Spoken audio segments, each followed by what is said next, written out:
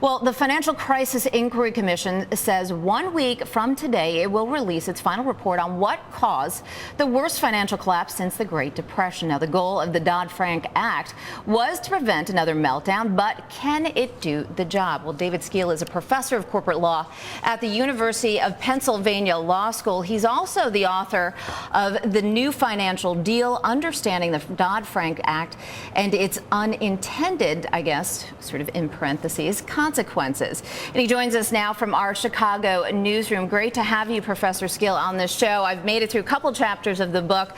Fascinating stuff, very well written. I'm looking forward to finishing it. But, you know, there is a lot of developing news on this topic. You wrote the book a little bit early, maybe. You may have to revise it. But let me ask you right off the bat, in your view, does Dodd-Frank create more certainty or uncertainty? Of course, Sheila Bair says it creates more certainty.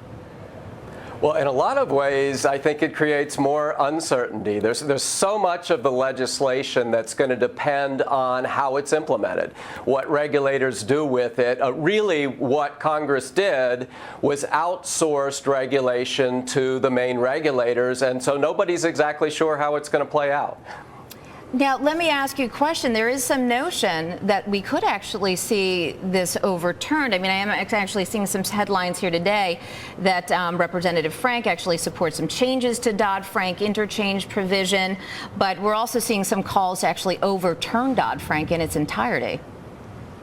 We are. In fact, Michelle Bachmann has introduced legislation that would do exactly that. I personally think that is simply a symbolic gesture. I personally think it's the wrong way to go about it.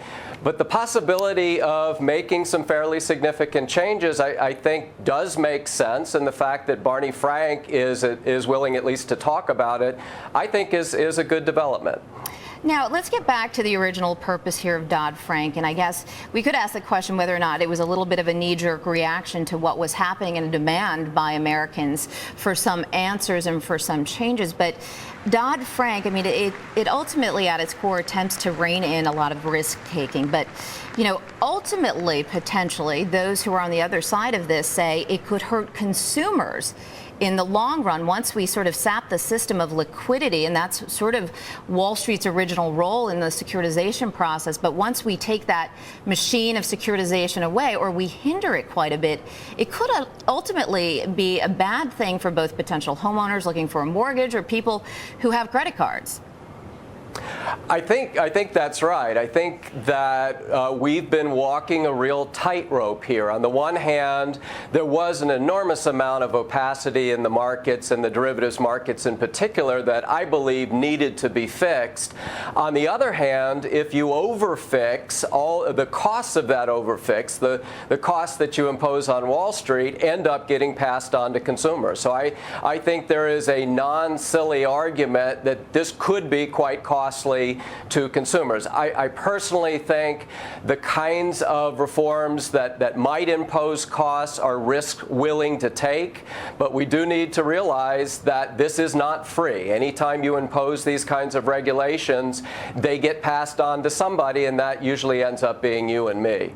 Yes, and one of the things that's sort of been a sidebar to many of the earnings reports have been the amount of legal costs that these institutions are reserving or having to take in every quarter to cover much of issues related sort of to Dodd-Frank in some ways as it relates to mortgage arbitration and ongoing as it relates to Dodd-Frank. There could be significantly more in the way of legal costs for these institutions to pass on. Well, let me ask you this, just generally speaking, derivatives, securitizations, do you think they've been unfairly demonized by the media and by many other authors?